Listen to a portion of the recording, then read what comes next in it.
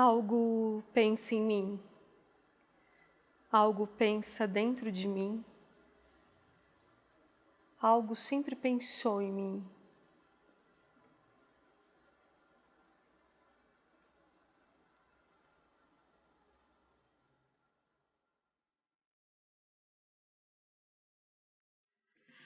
Quando eu era bebê, eu tive uma coisa chamada broncopneumonia, uma inflamação aguda nos pulmões causada por uma infecção bacteriana.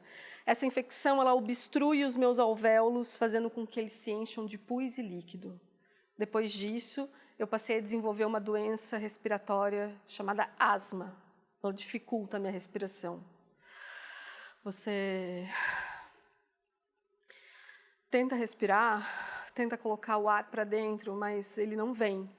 Parece que você vai morrer. Mas, com 14 anos, passaram as crises de asma e, com 16, eu comecei a desenvolver uma doença chamada dermatite atópica.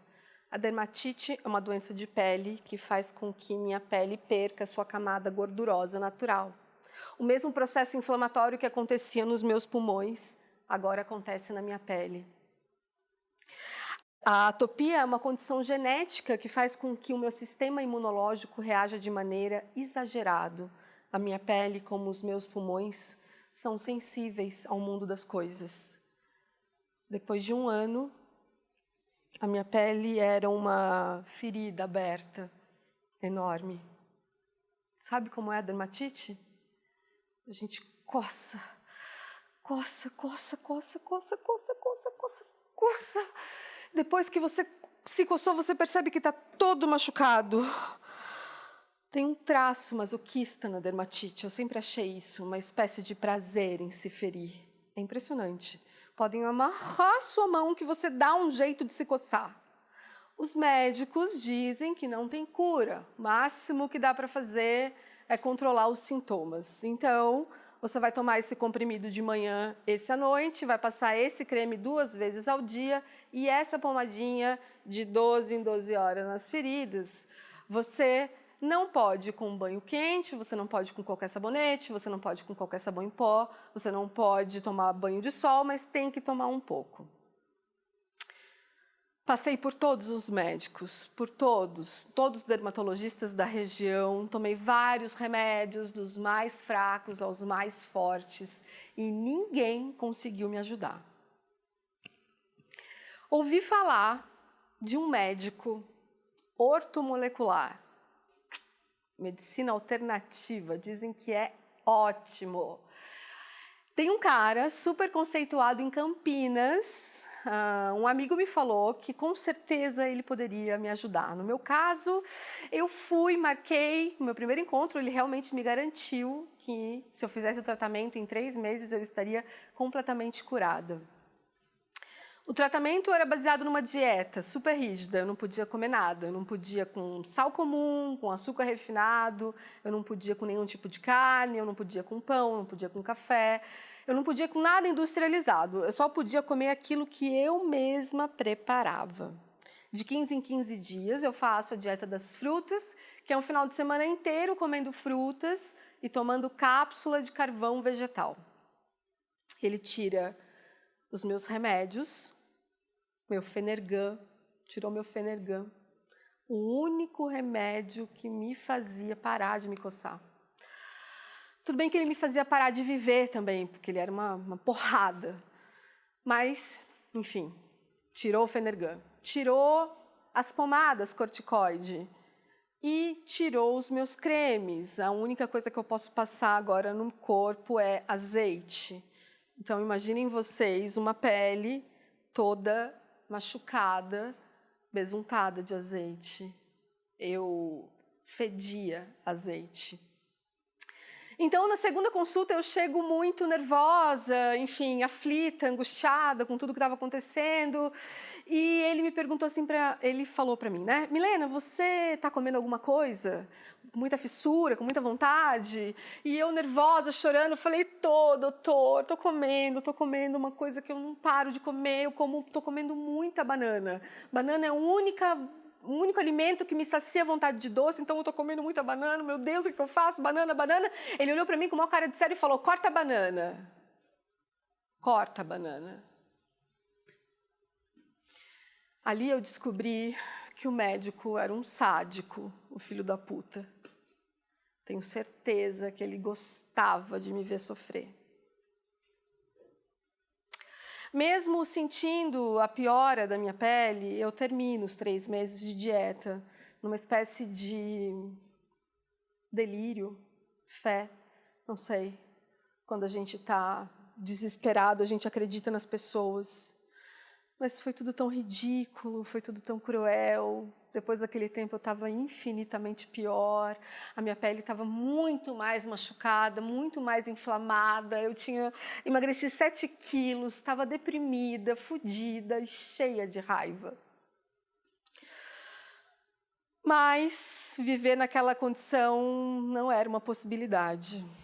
Ou eu me curava, ou eu morreria. Foi quando, então, eu descubro a terapia dos banhos, que chama, na verdade, é banho de contraste. Ela ajuda na reconstrução da camada gordurosa da pele através dos banhos quentes e dos banhos frios. Tem um cara super legal, que eu ouvi falar, que faz milagres e tal, em Cunha. Marquei uma consulta com ele e a hora que eu chego, eu tenho uma enorme conexão com o lugar, com aquele ser, e eu tenho absoluta certeza de que era ele que iria conseguir me ajudar. Bom, o tratamento era, eu tinha que tomar banho de 3 a 5 minutos quente, alternando com banhos frios de 1 a 3 minutos. Você vai fazer isso de 3 a 4 vezes ao dia, que aos poucos você vai conseguir ver a diferença na sua pele. O banho quente fazia arder minhas feridas. O banho frio me deixava profundamente triste. Secar cada ferida, secar toda a minha pele, depois de cada banho, era uma tortura. Dessa vez eu demoro menos para entender que minha pele só piorava, então eu desisto do guru dos banhos. A minha próxima terapia foi a terapia das vidas passadas, onde eu descobri que a vida antes dessa que eu tinha, né? A minha vida antes dessa, eu fui uma louca, enjaulada pela família.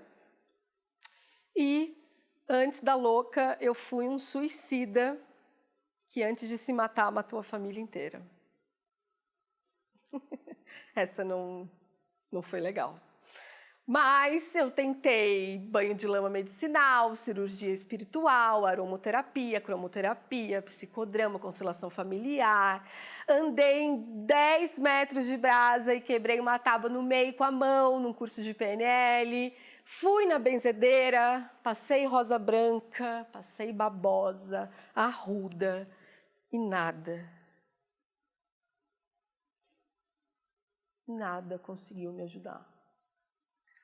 Ok, a minha doença é crônica, o que eu quero agora é acabar logo com isso. Nesse momento, uma amiga quis me levar num lugar. Eu estava tão mal que nem não conseguir aceitar eu conseguia. Então, ela marca a minha sessão, me pega na minha casa e me leva no consultório. Era uma psicanalista, psicanálise, sabe? Uma pessoa fala, outra pessoa escuta, como nós, aqui agora. Eu não tinha a menor ideia de quem eu era. Eu era uma sombra, um impulso fraco, e carregava comigo uma enorme sensação de ter fracassado em tudo. No segundo ano, eu começo a contar as coisas mais pesadas sobre mim, as coisas mais profundas. Mas ela não me julgava. Ela não me dava conselhos, eu nem entendia por quê. ela me ouvia e me ajudava a entender a merda toda. Pela primeira vez na vida, alguém me libertou para sentir. Pode sentir, a vida é foda mesmo. Cada sessão era uma morte. Eu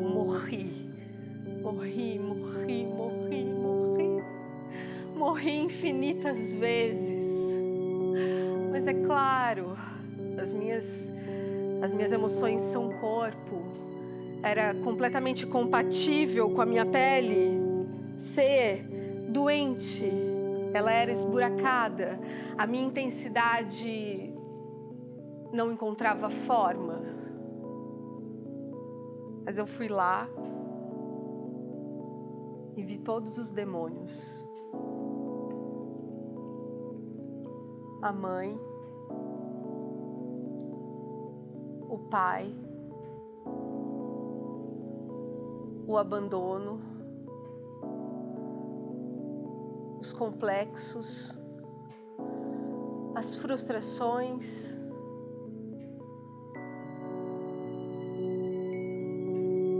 agora eles foram catalogados. Todos eles têm um rosto, uma história e não me pegam mais.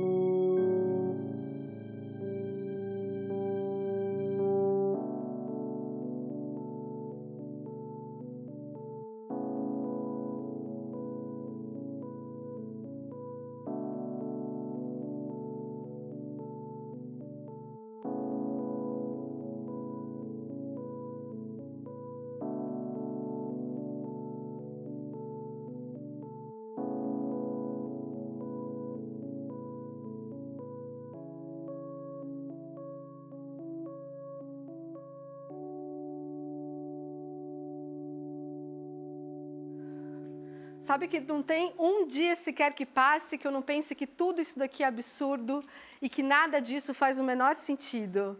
Mas eu acho que, de alguma maneira, a gente sempre está indo em direção aos nossos desejos. Mas tem essa coisa que fica aqui pensando em mim. E o Carlos, que é o diretor dessa peça, ele acha que a gente pode brincar de Tetris com isso, mas não é de Tetris que a gente pode brincar. É de teatro que a gente pode brincar com tudo que surge disso. Sabe que todas as vezes que eu tento entender o universo, no seu lado cósmico e físico, eu olho para as minhas mãos e penso no que precisou acontecer para que elas existam. Desde lá do começo do universo com o Big Bang, até a aglomeração das primeiras partículas, criando as primeiras estrelas que criam os sistemas solares. Nesses sistemas se criam outros planetas, que se criam os eucariontes, depois os procariontes, os heterótrofos, as bactérias, os peixes, os dinossauros, os mamíferos. E eu que posso pensar em tudo isso. Mas, sabe, a pergunta mesmo, ela é naif. Eu tenho até vergonha de falar que eu fico pensando nessas coisas. Como, por exemplo, uma pergunta que fica aqui na minha cabeça. O que existe antes? Mas, antes de dizer essa pergunta, eu queria só falar que eu não estou aqui para criar nenhum tipo de polêmica, né? Ou estou, né? Não sabemos. Mas o que existe antes de Deus? Se é que Deus existe? Deus que eu digo, o Deus, um Deus. Porque deuses, a gente sabe que eles existem, né? Como, por exemplo, Deus Dionísio, Deus do teatro, Afrodite, a deusa do amor, Hércules, apesar que Hércules é um semideus, mas, enfim, esses deuses estão aí, eles estão no imaginário das pessoas, eles estão no imaginário das crianças que vão ao shopping. E eu, que por sorte, ou por Deus, não sabemos, conheci pessoas que pensam o pensamento, ou pensar o pensamento daqueles que pensam ou pensaram o pensamento. Heidegger, por exemplo, tem tudo a ver com essa peça.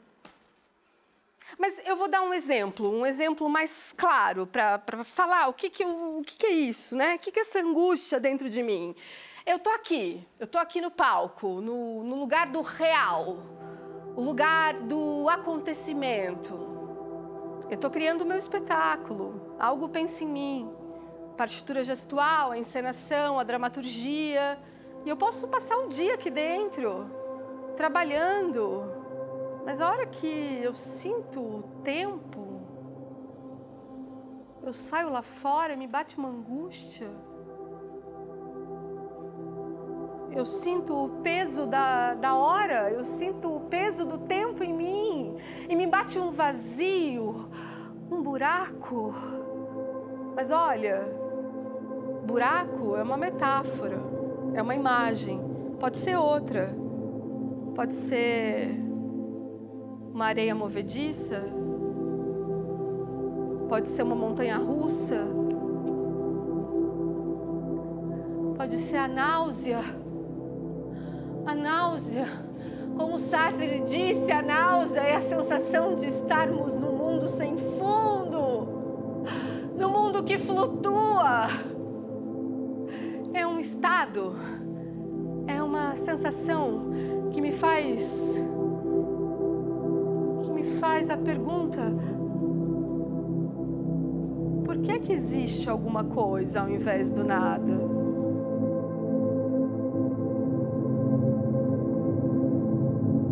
E eu continuo fazendo a pergunta: por que é que existe alguma coisa ao invés do nada?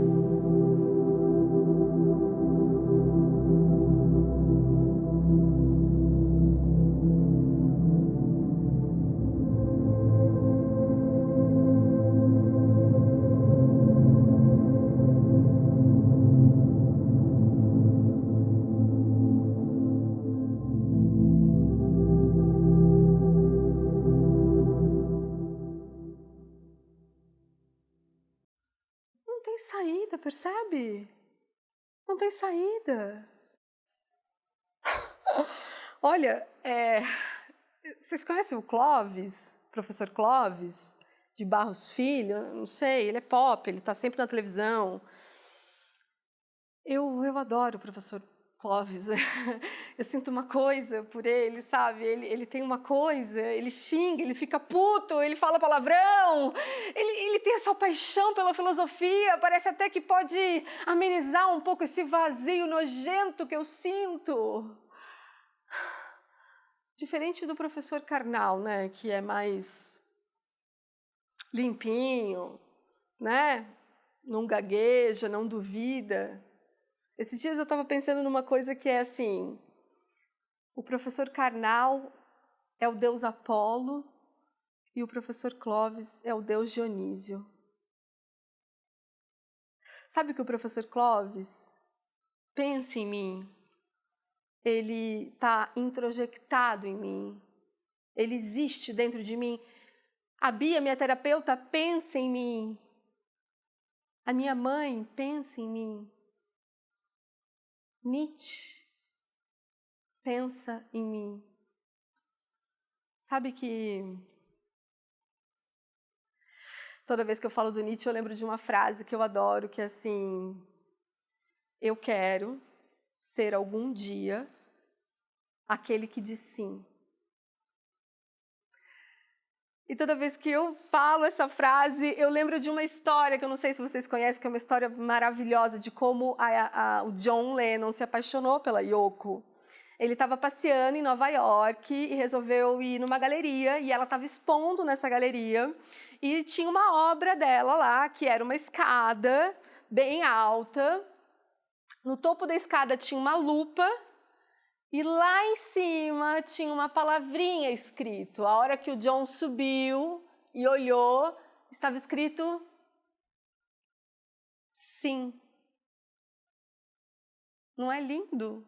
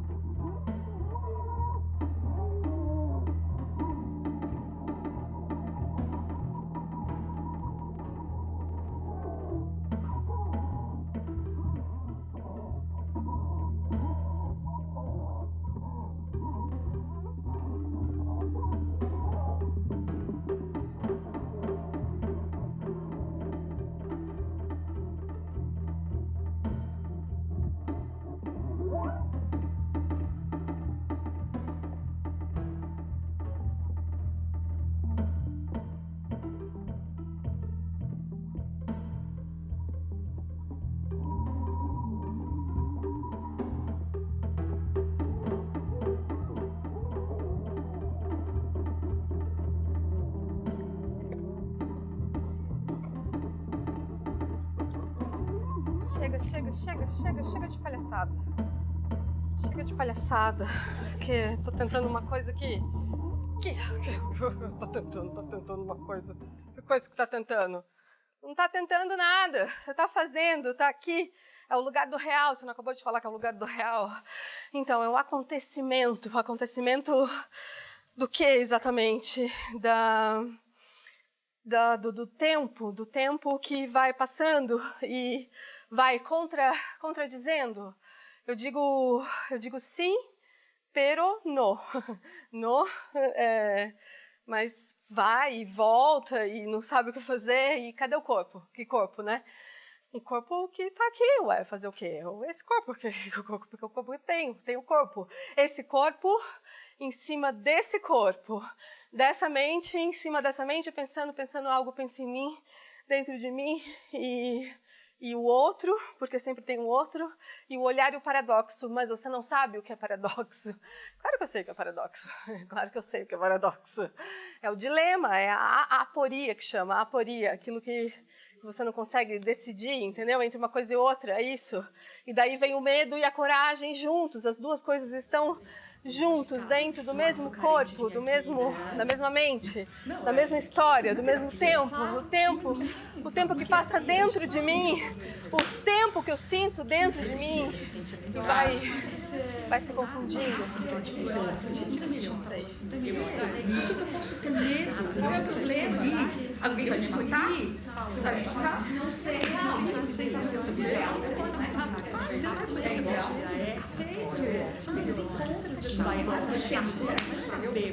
Vai saber, pode ir outra. É fácil você encontrar essa, não é? Eu acho que eu tô fazendo isso legal e eu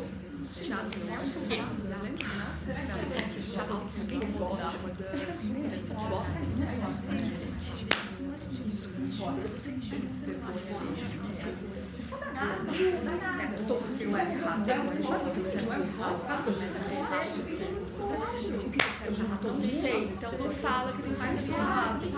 Vai, isso é cabeça, vai! Não pode. Eu não via ter. Ok, você está querendo ser genial. As pessoas não vai. Qual é o problema de querer ser genial? Todo mundo quer ser genial. Quer. Deixa eu rolar. Quer ser aceito, todo mundo quer ser amado. Quem vai lutar com isso também? Eu quero ser amado. Nossa, deixa passar, deixa correr, que nem...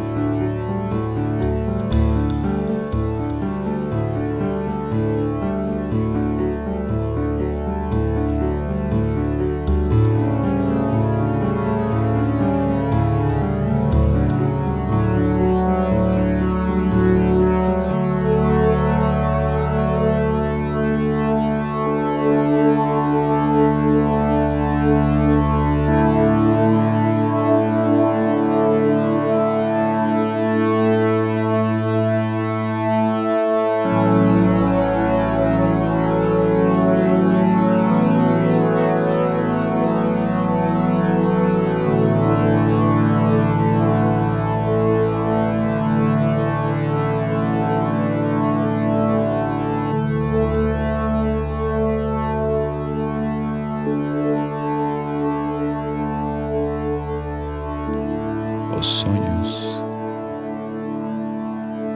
são eventos anatômicos, são a linguagem do corpo falando consigo mesmo. Um diálogo mórfico excitatório entre o corpo que é e o corpo que será. Caminhões explodem. Um céu cor-de-rosa. Chego na minha estação, minha analista, percebo que ela está cega. Minha mãe. Morta num prato de espaguete. Minha mãe. Um céu cor-de-rosa. Minha mãe morta num prato de espaguete. Torcedores do Palmeiras invadem a minha casa. Ignition sequence start. Eu vejo a terra do espaço e não quero mais voltar. 6, 5, 4, 3, 2. Eu encontro com a minha chefe no metrô. Ela dá de cara comigo e eu descarrego a minha arma na cara dela. Eu esfrego a cara de uma menina numa parede chapiscada. Esfrego a cara de uma menina numa parede chapiscada. Eu destruo com uma pedra a mão de uma escritora careta. Caminho por um longo corredor. Abro a porta e vejo uma menina num balanço. Desço com Dante ao inferno. Desço com Dante ao inferno. Desço com Dante ao inferno.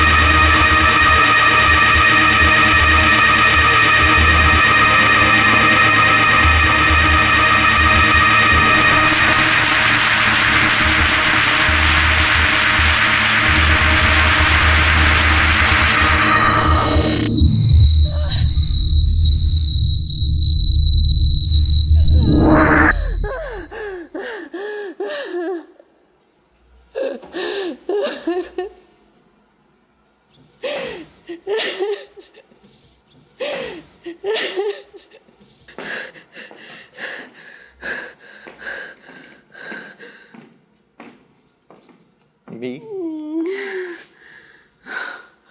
Tudo bem? Você quer um pouco de água?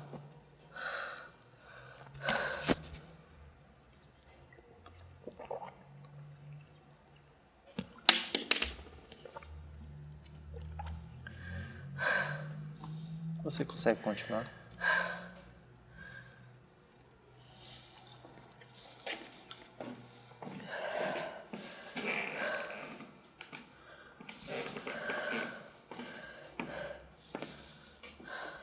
Mi, tá tudo bem? Quer um pouco de água?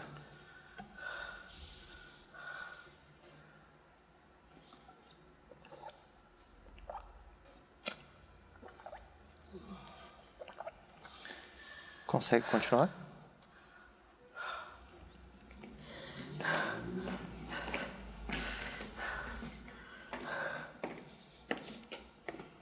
Mi, tá tudo bem? Quer um pouco de água?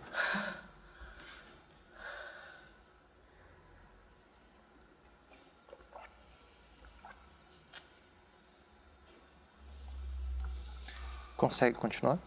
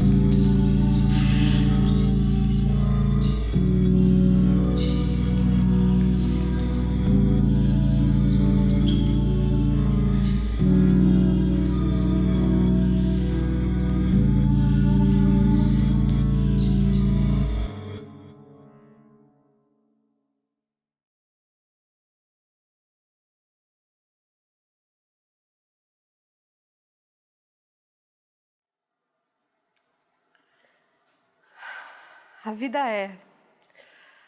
A gente faz aquilo que pode fazer.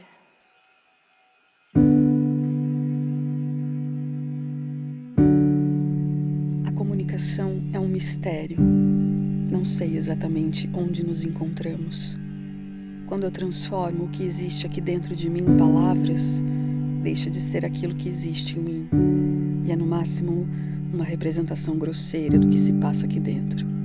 E você, por sua vez, a hora que me ouve falando essas palavras e aplica o seu filtro, a sua lente de mundo, tudo se deforma, tudo passa a ser sobre você. Essa peça não é sobre mim, essa peça é sobre você.